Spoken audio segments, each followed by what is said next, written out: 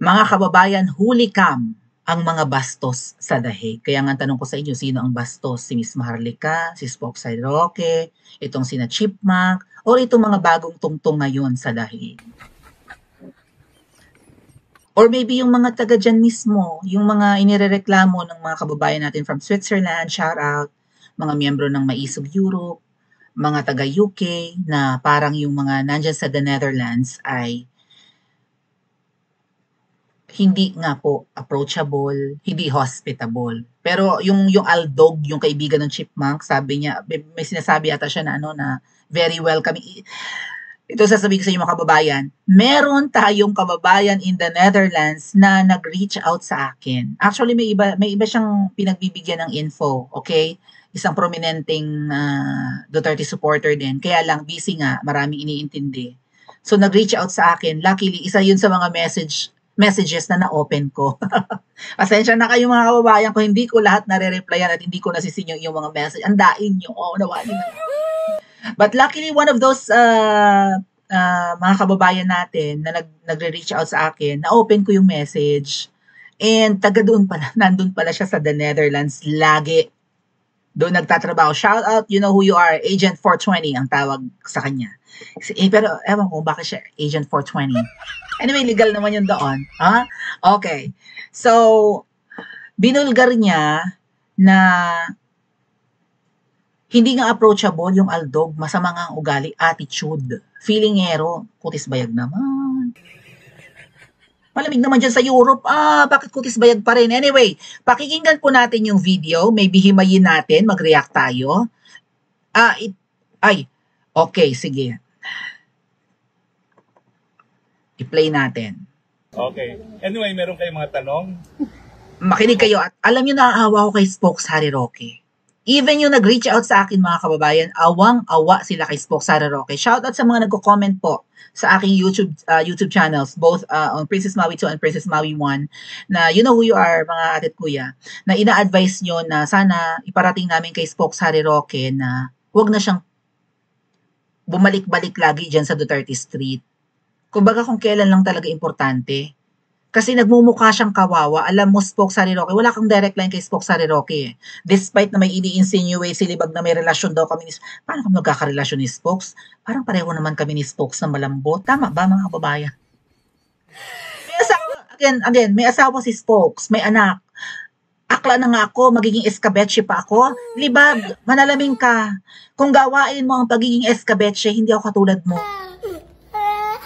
Mas babae pa ako sa'yo, mas may prinsipyo pa ako sa'yo, mas mukha pa akong girl lalo sa'yo. Yung features ng mukha mo panlalaki. Kaya nga nung tinawag-tawag ka ni Miss Maharlika na Libag, affected ka masyado, nagpapa-beautification ka na rin.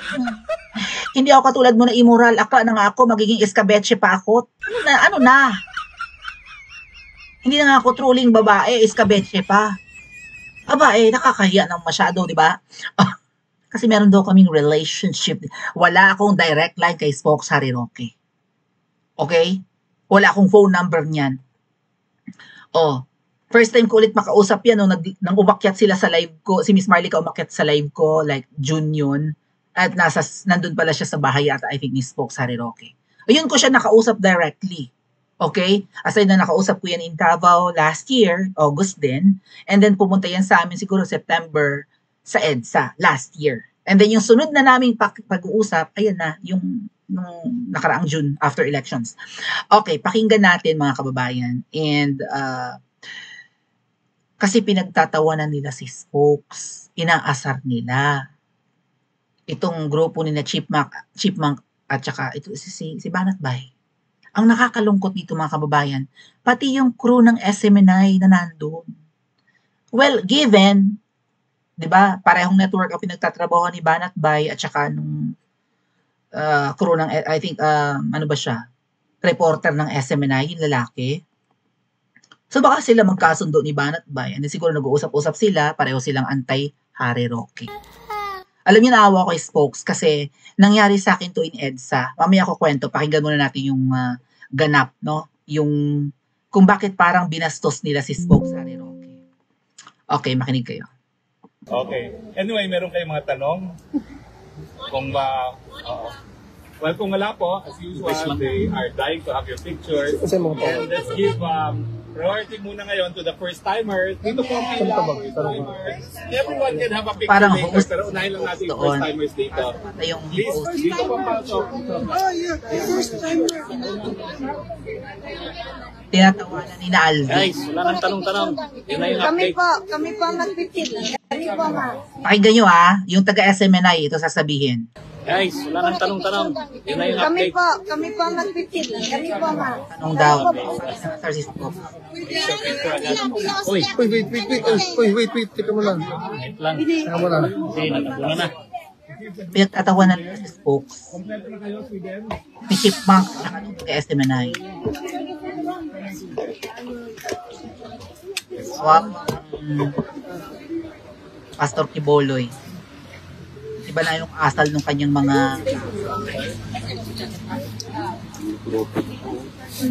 Uy, naka-mic pa.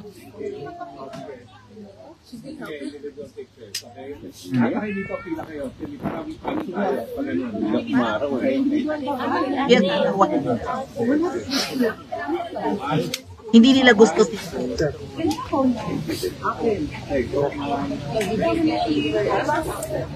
titisingit si Bano. Can you further explain or do your thing? Do your thing daw. Pwede ba natin tanong? Tanong mo. Okay. Later kasi nag-interview pa. Ay, dali lang, nag-interview pa. Interview pa. Tanong mo. Kang Pulong, Mamaya. can you further explain ano yung do your thing? May humba dyan? Oh. Nakasal ni Banat ba? Yung ba dyan? Ganon. Ma'am. Okay. Sinabi kasi ni Kong Pulong na just do your thing. Yun daw yung message ni PRRD kay Spokes Harry Roque. Hindi na kailangang humingi ng permission ni Spokes Harry Roque kay PRRD sa kung ano ang mga ginagawa niya.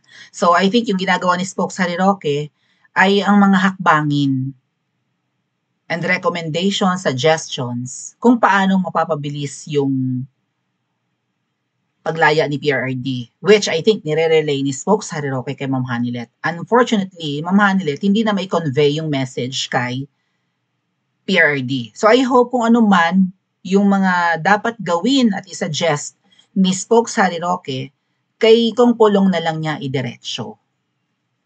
Right? Mukhang hindi nakikinig si Banat Bay sa sinabi ni Kong Pulong completely. Just do your thing. Hindi mo kailangan ng permission sa aming father. Gawin mo. Ibig sabihin ng mga kababayan, may full trust and confidence si PRRD kay Spokes Harry Roque sa kung ano man ang kanyang ginagawa. Kilala ni PRRD si Spokes. Former spokesperson nga eh. Alright? Tagapagsalita ni Tatay Digong. Oh. May tiwala si PRRD. Alam niya ang expertise ni Spokes Harry Roque lalo sa international law. Recognized pa nga ng ICC si Spokes Harry Roque. Just do your thing. Gawin mo. Hindi mo kailangan ng maybe that's how PRRD, di ba, maybe handled Spokes Harry Roque nung siya yung spokesperson. Kilala ni PRRD si Spokes eh. May nirecommend yan before kay PRRD, I think sa Universal Healthcare. Kaya naging spokesperson ni PRRD. Kumbaga, gamay na gamay ni Spokes Harry Roque yung usapin ng Universal Healthcare kasi nga nag-aral sa Europe and tumira, nakaranas mag-benefit ng free medical and healthcare sa Europe. 'Di ba? I think in the UK. Kaya nung napag-usapan yung Universal Healthcare nung panahon ni PRRD, si PRRD pa yung presidente, na-amaze si Tatay Digong sa galing ni Spokes Harry Roque. Kaya alam niya yung caliber ni Spokes. Just do your thing. You don't need any permission from me. Yun yung nirelay ni Kong Pulong na basically hindi naman napakinggan ni Banat Bay. Paki-explain ko ano yung do your thing. And then sinugindahan ni Banat Bay ng, may humba ba dyan? Di ba binatikos ni Banat Bay si Vice Ganda sa pagiging bastos? Na binastos si PRRD? Parang pareho lang, no? Kung paano binastos ni Vice Ganda si PRRD, Ganon din binabastos ni Banat Bay si Spoke Sariroque. Andiyan lang eh. Meters away lang eh. Magkalapit lang. Magkaharapan lang. Hininaan lang niya yung pagkakasabi. Tapos pinagtatawanan nila. Alam nyo, yung sitwasyon ni Spoke Sariroque kanina, yung sinasabi niya na, may mga tanong pa kayo? Okay. Anyway, meron kayong mga tanong? Yon. Kung well, kung wala po, as usual, they are dying to have your pictures. And let's give priority muna ngayon to the first timers. Dito po ang pila, first timers. Everyone can have a picture later, pero unahin lang natin yung first timers dito. Please, dito po pasok. Oh, yeah. First timer. So, si Spoke Sariroque kasi, parang ino-organize niya eh, no? Para hindi labo-labo, hindi nagigit-gitan, hindi nagsasapawan, unahin yung mga first-timers. After all, yung mga dati nang nandiyan sa Duterte Street, matagal na nakapagpa-picture kina Kong Pulong at saka kina Kitty.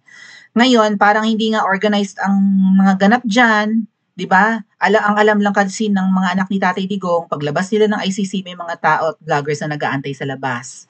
So, nakikita ni Spokes na walang maayos na, hindi organized. So, yun yung sinasabi niya, no? Maunang magpa-picture yung mga bago lang, bagong dating doon, na bubisita kay PRD or sa labas. Ganyan. Also, sa pagtatanong, okay? Kasi kung wala na magtatanong, picture taking na. So, parang may program. At hindi gusto ni na Chipmunk at ng iba pang mga anti-Hanilet and pro-Alpotera, yung feeling nila nagbibida-bida si Spokes. No, hindi. Ako na magsasabi niya sa inyo mga kababayan, nangyari sa akin yan nung nag-i-EDSA kami. Like September, ganon, may nakabangayan akong vlogger eh. Merong isang grupo ng mga Duterte supporters na hawak nila ang lahat ng mga Duterte vloggers. Okay? So mali ako dun sa grupo na yon, tanong ako ng tanong, kailan ulit yung ating event, ganyan-ganyan. Wala naman silang malinaw na hakbangin. So, sabi niyo wave 1, and then kailan yung wave 2? Tanong ako ng tanong ng ganon. Hanggang kailan tayo paulit-ulit na magrarally sa liwasan? May ganon-ganon ako. Tanong ako ng tanong doon sa group chat ng isang malaking grupo. Bago akong sinali. Pero syempre, hanggang kailan tayo magrarally? Hanggang 2028? Magastos, nakakapagod. Hindi ba pwedeng isang bagsakan na lang? Kaya nga po nabuo yung EDSA Friday group. Kaya dumami yung tao nung November last year sa EDSA dahil isang bagsakan lang yun. Mag-succeed or hindi, isang bagsakan lang. Kaya yung mga bumabati ko sa amin dyan, mga solicit, hindi kami uulit. Kung gusto nyo mag-EDSA ulit, kayo na yan, nagawa na namin yung part namin noon, kayo naman nang maranasan ninyo ang hirap at kaba at panganib. Diba? At least kami nagawa na namin yan. Anyway, willing naman kaming jumoin kung magkakaroon pa ng mga susunod na rallies. Nung nakasagutan ko yung mga matataas ang posisyon sa grupo na yan, nahawak nila ang lahat ng mga vloggers sa isang group chat, kinik out nila ako sa group chat. Sinabihan nila ang lahat ng mga hawak nilang vloggers na huwag sumama sa amin in EDSA. Parami na kami ng parami nun, mga kababayan. Nagsimula ang EDSA Friday group, every Friday na pumupunta ng EDSA. June 12, daw, napasali ako sa kanila, mga last week na ng July, I think, no? After namin mag-Hong Kong, sumama na ako dyan sa every Friday na pagtitipon in EDSA Shrine. And then, every Friday, dumarami kami ng dumarami. Right? Hanggang sa, hinaras na kami ng mga pulis doon. Binakura na kami ng mga pulis. Dumating kami sa punto dyan na kumonte kami. Kasi hindi bumalik ang mga vloggers. Dahil nga hawak ng isang grupong malaki. At dahil ako ay nakabangayan nung isa sa mga officers nila, in-advise nila na huwag sumama sa amin sa EDSA. Umabot kami ng 8 lang kami dyan, 10, right? Every Friday, umuulan, mainit, maalikabok, lahat na polluted. Kumonte kami. And then, biglang may mga dumating na mga kilalang personality, katulad nung hinaras si Spoke Sariroque nung kinulong si Spoke Sariroque sa I think, Quadcom, no? Ng mga kongresista, bumalik si Spoke, pagkalaya niya ng pagkakakontempt ng mga buhaya, pumunta siya sa EDSA. Dumami ulit yung mga vloggers, may ganong ganap. Alam nyo, although bumalik yung mga vloggers after pagbawalan ng malaking grupo, nagtatanong ako kapag may mga bagong personality na sumasali sa amin doon kasi may mga nagsasalita. Halimbawa, si Agent Morales, di ba? Kasama namin doon. So may mga gustong sabihin. Alam niyo nung bumalik yung mga vloggers after na umayaw sila, kasi hindi na rin sila nahawakan ng grupo na yun na malaki. Una pinigil. Nung nagbalikan yung mga vloggers at sumali sa amin sa EDSA, nagka-cover sila ng mga nagsasalita, no? Halimbawa, nagsasalita sa Agent Morales, kinukuha nila ng nagla-live sila. So, sinasabi ko, katulad ng sabi ni Spokes Rocky, may mga magtatanong pa, kasi ayaw nga namin ng dead air. Ayaw namin na, ba't tumahimik lahat? So, walang nagmamanage. Ako yung tumayong parang sa Spokes Rocky nung nasa EDSA kami. May magtatanong pa, ganun ako ng ganun sa mga vloggers. Ang mga vloggers tahimik. Walang tanong. Katulad nung ginagawa ni na Chipmunk, ni Banat Bay, at itong host ng SMNI. Di ba, sabi pa ng host ng SMNI, wala nang tanong-tanong, yun na yung update. Guys, wala nang tanong-tanong. Yun na yung Kami update. po. Taga-SMNI yan. Pastor Kiboloy, ang hirap na nasa kulungan ka. Parang nawawala yung professionalism ng mga tao mo. Biro mo, representative ng SMNI, shoutout SMNI and KJC. Tingnan niyo yung pag-uugali ng crew ninyo or ng I don't know if mukhang rin balaktot ang dila, so malamang taga Davao ito. Tingnan niyo yung behavior nung representative ninyo sa Dahig. Ngisi-ngisi, nakikitawa. Iyan ang sinasabi ko sa inyo mga kababayan na poisoning the well. Kakabarkada, kina Chipmunk at kasama nga lagi sa Dahig na hawa na. Hindi paghahari-harian ang ginagawa ni Spokes or pagbibida-bida. Yung ginagawa ni Spokes na pilit niyang minamanage yung crowd doon. Para kasing hindi nga organized. And katulad ko when we were in EDSA, pagka napagod na sa kasi katulad din na Agent Morales at kung sino-sino pang umakit dyan sa EDSA nung every Friday nung nandun kami, marami silang gustong sabihin. Gusto nila humaba din naman yung vlog ng mga vloggers. Pero wala nang gustong magtanong. Napansin nyo nung nag-EDSA kami, pag walang nagtatanong, like kina Agent Morales nga, ako ang nagtatanong. Nag-iisip agad ako ng pwedeng itanong, huwag lang umigsi yung live ng mga vloggers. Kasi yung ibang mga vloggers ayaw magtanong. Kinontrol. Wala lang, napilitan lang sila kasi may mga kilalang taong dumadating sa EDSA every Friday. Hanggang sa dumami kami ng November. Napilitan na lang sila. Pero sabihin mo na, wala talaga, parang crickets mga kababayan. Ang awkward. Yung katulad niyan, si Kong Pulong nandyan, si Veronica nandyan. Tapos wala nang gustong magtanong. Kung ikaw may empathy sa mga anak ni PRRD, na dumating dyan, nag-aantay na may magtanong pa, willing to spend their time sa mga tao sa Duterte Street. Tapos ang igsi lang. Ang awkward. Kaya nga sabi ni Spokes, may magtatanong pa kung wala na magpapapicture na tayo. Kasi for sure, maraming gustong sabihin itong, di ba? Maraming gusto ring sagutin. Maraming gustong ibigay na info itong mga anak ni PRRD, Kong Pulong and Veronica, sa mga tao. Kahit yung mga nangyayari sa Pilipinas, maybe gusto nilang matanong at gusto nilang magbigay ng opinion. Wala nang gustong magtanong only because of Spokes Roque. They are ganging up against Spokes. Kaya nga ang sabi ko, Miss Maharlika, after ng event mo in Canada, shoutout sa mga nasa Canada, after ng event mo dyan sa Canada, pumunta ka ng The Hague. Deadma kung may makaaway ka. Kawawa si Spokes Roque doon. Hindi naman lahat ng oras nandyan ang sinakong Pulong, nagre-relyebo nga yung mga yan eh. Plus si Ma'am Hanilet, siguro, hindi na rin niya feel magsalita dyan sa Duterte Street. Kasi ang ginagawa nga nung Chipmunk, kapag nandyan daw may babasahin ako message siya. Kapag nandyan daw si Ma'am Hanilet, hindi raw pumupunta dyan si chipmunk, may palusot na may lakad. Basta't dumating si Ma'am Hanilet dyan sa Duterte Street, hindi nagpapakita si chipmunk. At sasabihin ko sa inyo ang dahilan sa mga susunod nating live. Okay? Iba-blind item na lang natin siguro. Sa susunod. Pero ito po, basahin ko ha, mabilisan lang. Ito ang sinasabi ko sa inyo, kausap natin, nandyan sa Duterte Street. Okay? So, na isa sa mga OFWs na bumabalik dyan. Saksi, insider natin, saksi sa nangyayari sa Duterte Street kung paano nila ginagang up si Spokes. Kaya Miss Marlica, lumipad ka na papuntang Dahig after ng event mo sa Canada.